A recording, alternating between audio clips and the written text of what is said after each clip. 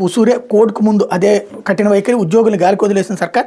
CS చివరి భేటీలో నిరాశ, ఆర్థిక అంశాలపై మాటలు, చర్చల మొదట్లోనే సీఎస్ స్పష్టీకరణ, సర్కారు తీరుతో నేతల అవాక్కు, ఇది మరో ఉత్తుత్తి సమావేశం, ఉద్యోగ వర్గాల తీవ్ర అసంతృప్తి అంటూ ఇప్పటికే చేసినటువంటి చాలా ఉన్నాయి. ఉద్యోగుల బదిలీలు కావచ్చు, ఉద్యోగులకు సంబంధించినటువంటి ప్రమోషన్స్ కావచ్చు. కాకపోతే ఇంకా జీతాలకు సంబంధించి లేకపోతే ఇంకొక పీఆర్సీకి సంబంధించినటువంటి అంశంలోనే ఇక్కడ డిస్ప్యూట్ నడుస్తూ ఉంటుంది.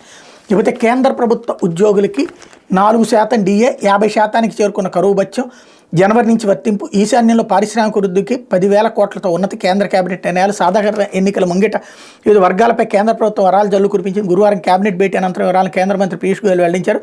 కేంద్ర ప్రభుత్వ ఉద్యోగులకు కరువు భత్యం డిఏ 4% పెంచారు. 7వ కేంద్ర వేతన సంఘ సిఫార్సుల మేరకు నిర్ణయం తీసుకున్నారు.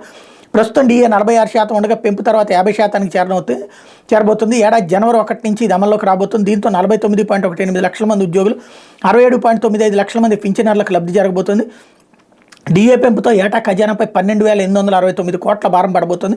మరోవైపు డిఏ పెంపు, రవాణా భత్యం, క్యాంటీన్ అలవెన్స్, డిప్యుటేషన్ అలవెన్స్ 25% పెరిగాయి. ఇంటి అద్దె భత్యం స్లాబుల వారీగా 27% నుంచి 30కి, 19 నుంచి 20కి, 9 నుంచి 10% చేరింది. గ్రాట్యుటీ ప్రయోజనాల పరిమితిని 20 లక్షల నుంచి 25 లక్షలకు పెంచారు. కాగా కృత్రిమ మేధలో అభివృద్ధి పరిశోధనలకు 10,372 కోట్లతో ఇండియా ఏఐ మిషన్ కేంద్రం నెలకొల్పబోతుంది. ఈ నిధులతో 5 ఏళ్లలో ప్రభుత్వం ప్రైవేటు భాగస్వామ్యంతో యువతకు శిక్షణ, ఆవిష్కరణ కేంద్రాల ఏర్పాటు, కంప్యూటింగ్ మౌలిక వసతులు కల్పించబోతున్నారు. ఉజ్వల పథకం కింద నిరుపేద మహిళలకు అందిస్తున్న 300 రూపాయల రాయితీని కేంద్రం వచ్చే ఏడాది మార్చి 31 వరకు పొడిగించారు. 10 కోట్ల కుటుంబాలకు ప్రయోజనం చేకూర్చే పథకంతో 12,000 కోట్ల భారం పడబోతుంది. ఈశాన్య భారత్లో పరిశ్రమల స్థాపనను ప్రోత్సహించేందుకు ఉన్నతి పేరిట 10,037 కోట్లతో పారిశ్రామిక అభివృద్ధి పథకాన్ని ప్రకటించింది. ముడి జనపనార మద్దతు ధరను క్వింటాకు 285 పెంచారు. దీంతో క్వింటా ధర 5,335కి చేరబోతుంది. గోవా అసెంబ్లీలో షెడ్యూల్ తెగలకు రిజర్వేషన్లు కల్పించే బిల్లు పెట్టేందుకు ఆమోదం తెలిపింది.